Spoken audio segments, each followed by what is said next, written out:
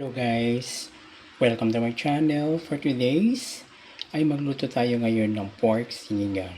Okay, so actually guys, ipe-pressure cooker ko na lang ito para mabilis. Ito yung aking part ng baboy. Ayan. So na-wash ko na ito guys. So pressure cooker na lang guys ang gagamitin natin. So ilagay ko dyan. And then, lalagyan natin ng tubig guys. Para mabilis lumambot. So, gagawin natin hanggang dito sa kalahati guys. Ang tubig niya.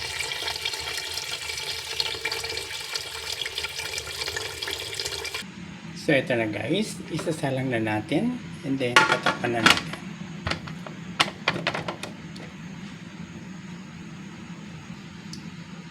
So, ilalagay natin ang whistle. Okay, so, pakuluan natin ito hanggang 25 minutes. So, ito ating mga sangkap guys na gulay. Ihalo natin sa pork sinigang. We have a kangkong. Ayan. String beans. Ano to? Tawag dito? Labanos. And then eggplant, talong, and then green chili for sinigang, and then we have 2 tomatoes and okra guys, and calamansi. Ito yung pang-asim natin guys. Optional lang to guys kung gusto nyo ito o haluan. Ako kasi gusto kong haluan. And then ito yung ating sampalok mix, pang-asim natin. Just combination to guys. Iko-combine ko ito. Okay? Optional lang to guys ha, sa calamansi kung gusto nyo. Pwede naman pure ganito. And then lalagyan ko ng magic sarap. And then pork cubes. And also, we use fish sauce, patis, and salt. Okay? So ito ang ating mga ingredients sa pork sinigang.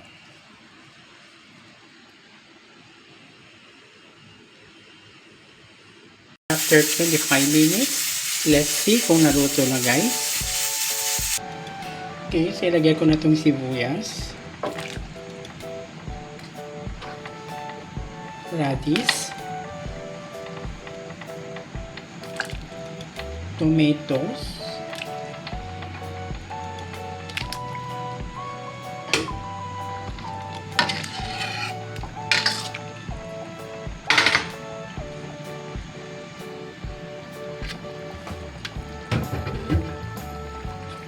ilagyan na natin itong pork cubes. And then maglalagay tayo ng fish sauce.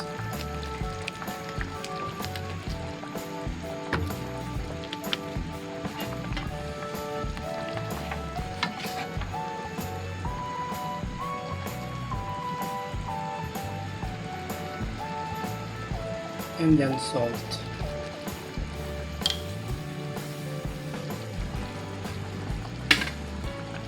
So, tatakpan natin konti.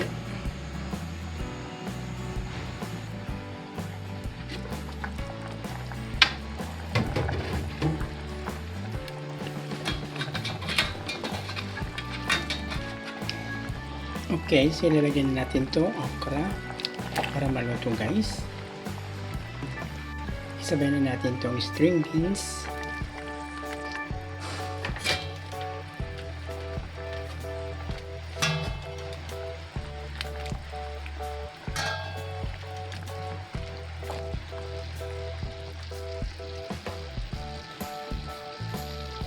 And also tong sili. So, takpan natin ulit para maluto yung gulay niya.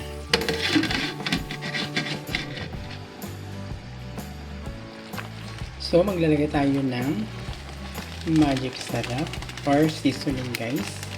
Optional lang to guys sa lahat ng ayaw ng seasoning.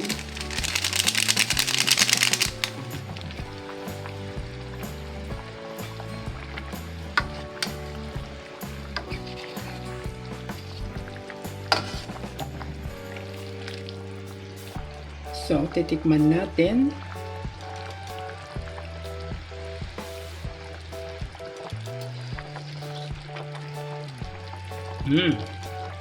Exactly guys, yung lasa. So, wala pa yung asim guys. So, lutuin lang natin konti yung okra guys at saka sitaw. Half cook lang to guys. So now, ilalagay na natin tong eggplant. Also added eggplant.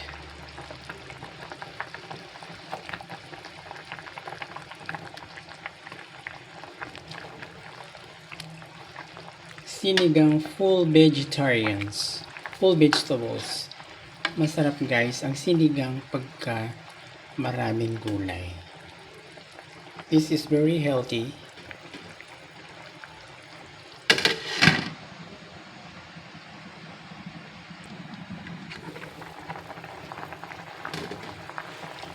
Okay, lalagyan na natin itong kangkong.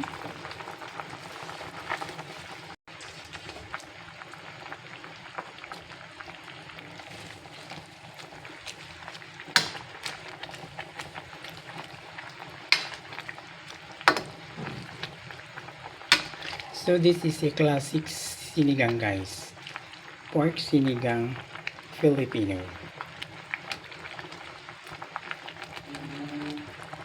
Okay, so ilagay na natin yung calamansi juice.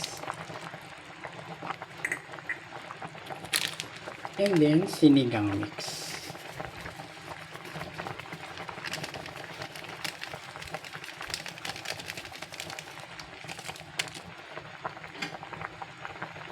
Kung gusto yung maasim guys, mag-add lang kayo ng sinigang mix.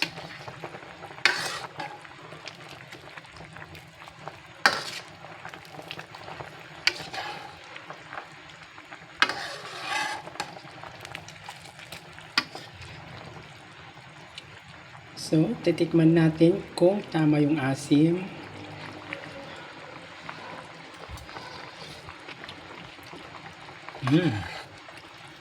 Ang sarap ng pagkaasim niya guys. Okay?